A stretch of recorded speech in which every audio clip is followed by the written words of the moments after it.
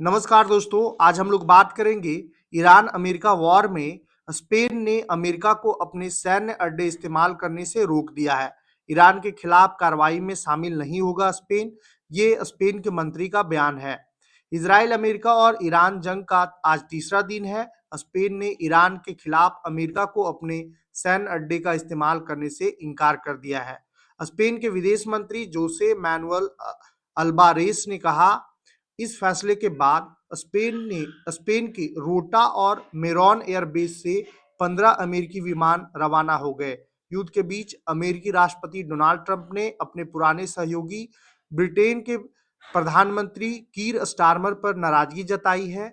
ये नाराजगी की वजह हिंद महासागर में ब्रिटेन का जो मिलिट्री बेस है उसका यूज करना चाहता था अमेरिका, लेकिन उसे परमिशन देने में कीर स्टारमर देरी की, जिस वजह से अमेरिकी राष्ट्रपति डोनाल्ड ट्रंप नाराज हो गए।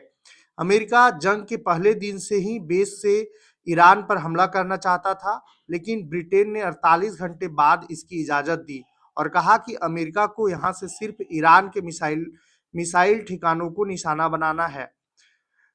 ईरान ने सोमवार को मिडिल ईस्ट के 4 देशों में 6 अमेरिकी बेस पर हमला किया। कुवैत में अमेरिका के कई फाइटर जेट क्रैश हो गए। जेट हवा में गोल गोल घूमने के थोड़ी देर बाद जमीन से टकरा गई। हालांकि इसमें किसी की मौत नहीं हुई है। दूसरी ओर ईरान के टॉप नेशनल सिक्योरिटी अधिकारी अली लारिजानी ने सोमवार को कहा कि ईरान अमेरिका से कोई बातचीत नहीं करेगा।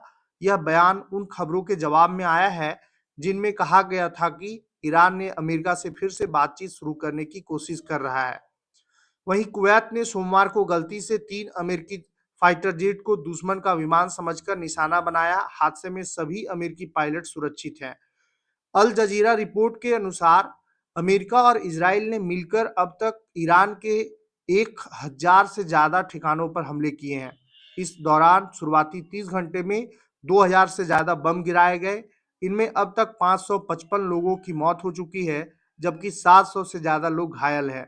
28 फरवरी को शुरू हुई इस लड़ाई के पहले दिन ही बमबारी में ईरानी सुप्रीम लीडर अयातुल्ला खामिनेई मारे गए थे और इनके साथ 40 टॉप लीडर्स भी मारे गए हैं।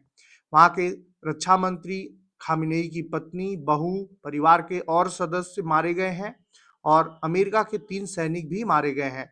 इसराइल और अमेरिका मिलकर के ईरान पर हमला कर रहे हैं और ईरान जो है वो झुकने को तैयार नहीं है।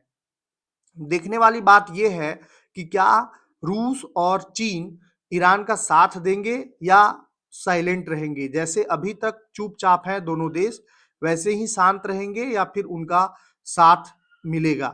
अगर रसिया और चाइना का साथ ईरान को मिलता है तो ये वर्ल्ड वार 3 का रूप ले लेगा और इसे वर्ल्ड वार 3 कोई नहीं रोक सकता। और अगर वर्ल्ड वार 3 होता है तो न्यूक्लियर बॉम्ब जो है गिरना तय होगा। दुनिया का तहस नहस होना तय हो जाएगा, क्योंकि वर्ल्ड वार 1 और वर्ल्ड वार 2 के समय में कुछ और था। अभी वेपन्स और टेक्नोलॉजी इतना हाई हो चुका है कि दुनिया को तबाह करने में सेकेंडों लगेगा और पूरी दुनिया तबाह हो जाएगी। धन्यवाद।